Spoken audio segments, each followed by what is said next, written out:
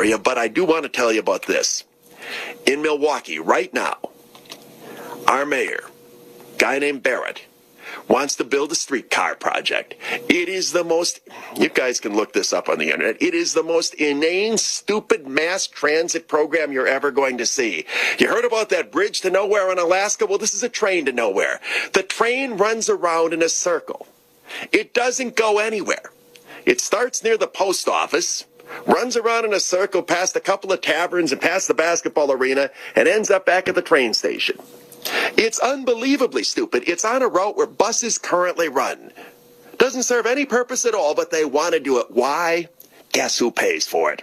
$61 million in federal funds. And the argument for spending them, why, if we don't take it, somebody else is going to get it. Nobody's going to ride that train. The operating costs are going to be enormous. It does nothing to provide any economic development in Milwaukee. There's literally no reason to do it at all. Yet, not a single federal bureaucrat in Barack Obama's administration has suggested maybe we shouldn't spend that money.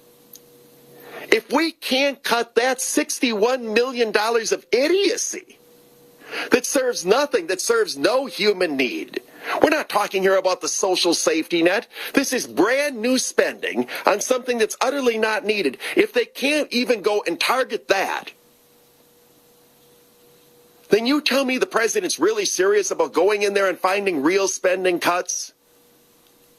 The stuff that I just described, those are the easy cuts. Cut stupid projects on the board that don't need to be done.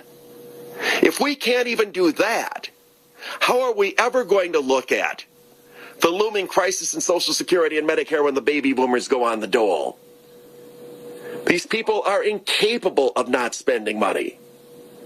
Check out the streetcar in Milwaukee, the train to nowhere, and then tell yourself that we haven't made zero progress in dealing with excessive bloated federal spending.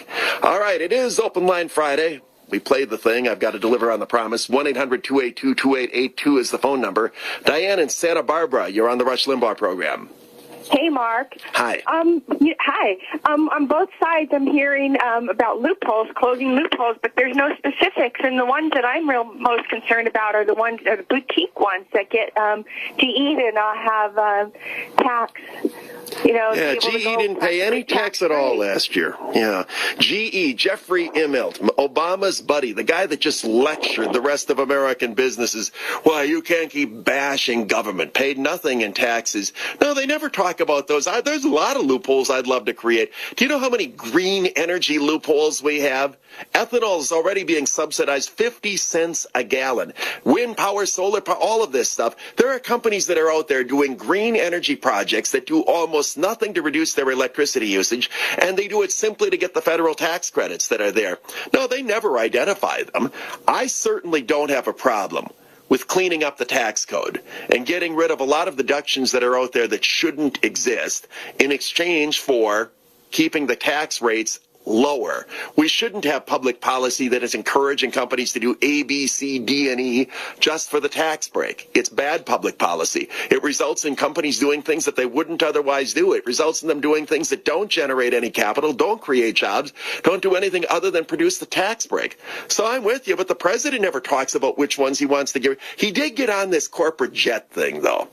The last 2 weeks, every time he holds a news conference, he's yakking about the corporate jets, as if it's a bad idea that an American corporation would go out and buy a jet that was probably manufactured in America, a jet that's serviced by Americans, a jet that's piloted by Americans, a jet that was sold by Americans, with salespeople getting commissions, all Americans. Yet he's picked on that one. That's the one that he's focused on. Why does he choose that one? Because it's the kind of thing that most people will never have in their lives. They'll never be able to ride in their own private corporate jet. He picked that one solely because it's the one that plays into class envy. I'm not opposed to getting rid of a lot of them. Wouldn't do it to raise corporate taxes, but he never talks about which ones he'd do. He just implies that there's a zillion of them, and that's the reason we have the deficit, because there are all these loopholes out there that big corporations are able to exploit. Thank you for the call, Diane. Let's go to Houston. David, it's your turn on the Rush Limbaugh program.